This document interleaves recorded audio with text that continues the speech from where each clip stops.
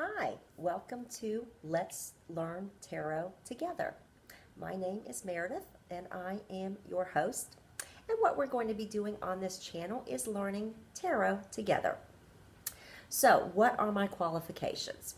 Well, tarot is something that I have dabbled in for years and years and years. I have often looked to the cards for guidance, but it's something that I've been away from for a while. I lost my last set of cards in a move, and I really haven't felt the need for them. But I am feeling like maybe I'm at a point in my life where I do need the guidance that the cards have to offer.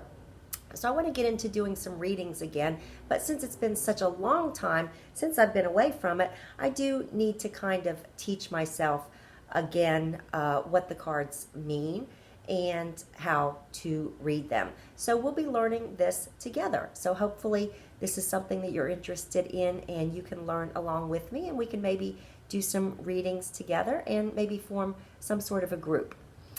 So one thing that I do want you to know about me is that I am an empath. If you don't know what an empath is, it's kind of hard to explain, but an empath is someone who is more than empathetic. An empath is actually able to feel other people's emotions as if they are their own. And it gets very, very confusing sometimes because you may be feeling an emotion and you don't have any idea why you're feeling that way. And the reason for that is because it's really someone else's emotion that you are feeling. Crowds are very difficult and very draining because you are feeling all these emotions from all these different people at once. If I go to the mall, I am absolutely exhausted. I can't stay in a crowded store for very long. I just start to feel completely overwhelmed. But the good thing about being an empath is that it does make you very, very intuitive. And so I thought that this would be a good time, as I was saying, to get the cards back into my life and to look for some guidance, because I do have some things going on that I would like some answers to. Now, the first thing that you're going to need when you start your tarot journey is you are going to need to have a tarot deck that speaks to you. There are many, many different kinds of tarot decks. I have used several different decks over the years, but the one that I have most recently purchased is the one that speaks to me absolutely the most. I love this deck. I got it just at the end of last week, and I absolutely adore it. It's called the Gilded Tarot deck. As you can see, it's got the back of the cards is very beautiful. And also, all of the artwork is very, very beautiful on it as well. And the thing that I really, really like about these cards is that the artwork gives you a lot of insight into the meaning of what the card is. If you are working with a deck that just doesn't speak to you, they're going to be very, very difficult to read. So my suggestion is, when you're shopping for your tarot deck, touch some different decks.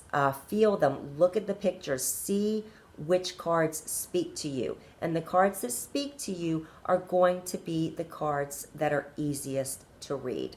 That's what I have found with the Gilded Tarot deck, is that these cards are very, very easy for me to read because my intuition syncs up with the pictures. These cards are not meant to be read in reverse. These cards are all meant to be upright. There are some tarot decks that you can, that the cards, whether it is upright or reversed in the spread, have different meanings.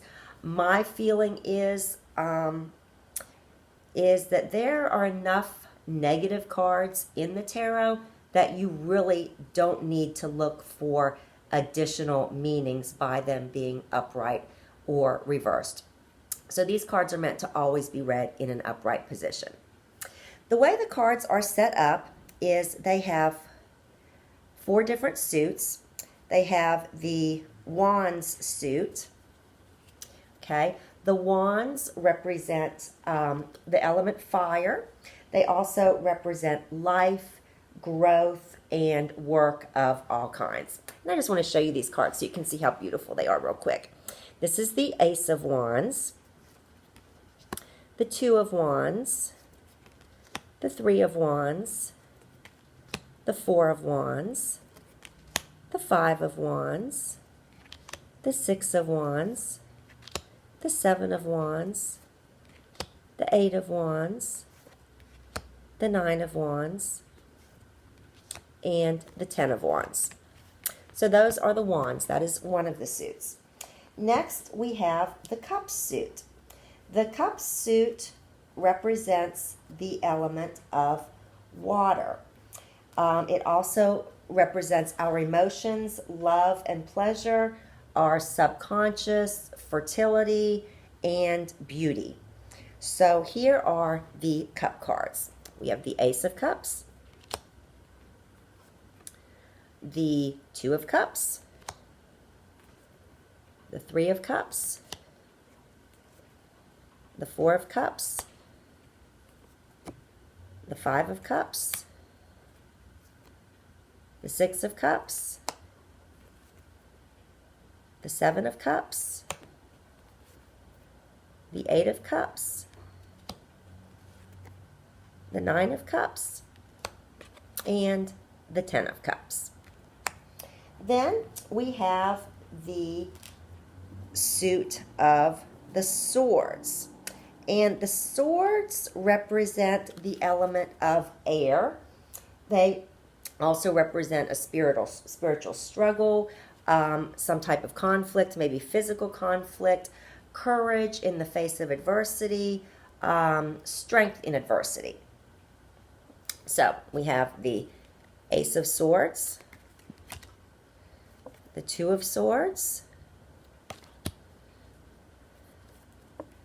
the 3 of Swords, 4 of Swords, 5 of Swords, 6 of Swords, 7 of Swords, 8 of Swords, 9 of Swords, and 10 of Swords. And then our last suit is the suit of Pentacles. And the Pentacles represent earth, the 5 senses, money, magic, and trade. So we have the Ace of Pentacles, the 2 of Pentacles, the 3 of Pentacles, the 4 of Pentacles, 5 of Pentacles, 6 of Pentacles, 7 of Pentacles, 8 of Pentacles, 9 of Pentacles, and the 10 of Pentacles. All right, so those are your what are called the minor arcana, A-R-C-A-N-A, the 4 suits 1 through 10. Next, we have what are called the court cards. The court cards typically in a reading represent people. So you're going to want to look at the characteristics of the character on the court card to see what person it is that represents. The pages are typically your young children, people under 21. So we have the Page of Wands, the Page of Cups, the Page of Swords, and the Page of Pentacles. Now, pages can also in a reading represent events, and that event is typically going to be some type of news that you're going to be receiving. Next, we have the Knight cards. Knights typically are going to be in a reading are going to represent your younger men. Look at the characteristics of the card to see who that might represent. Don't go by what the card looks like. All cards look different in different decks, so you want to look at the characteristics of the person. The Knight cards can also represent some type of action that's going to be coming. So we have the Knight of Wands, the Knight of Cups, the Knight of Swords, and the Knight of Pentacles. Then we have your queens. Queens represent all grown women. The Queen of Wands, the Queen of Cups, the Queen of Swords, and the Queen of Pentacles. I personally, in looking at the characteristics of all the cards, feel like the Queen of Cups is the one who represents me the best. Not because of how she looks, but because of what her personality characteristics are. And then we have the Kings. And the Kings are going to be basically your older, grown, mature adult men. We have the King of Wands, the King of Cups, the King of Swords, and the King of Pentacles. Isn't the artwork on these just absolutely beautiful? And then we have, so those are called the court cards, the cards that represent people. Most of the time in a spread, they are going to represent people unless it's a page or a knight, with the page representing some type of news that you'll be receiving, and the knight representing some type of action that is going to be taken by you or towards you.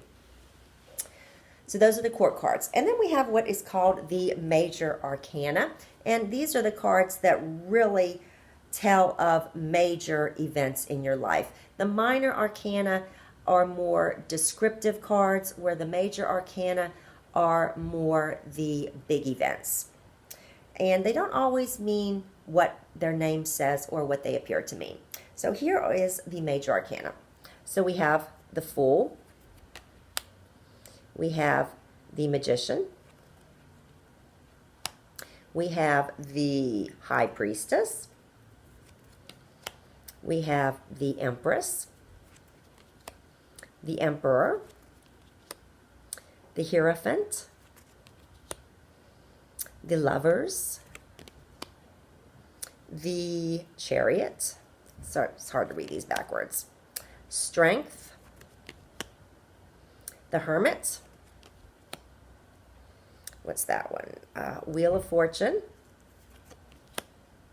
Justice,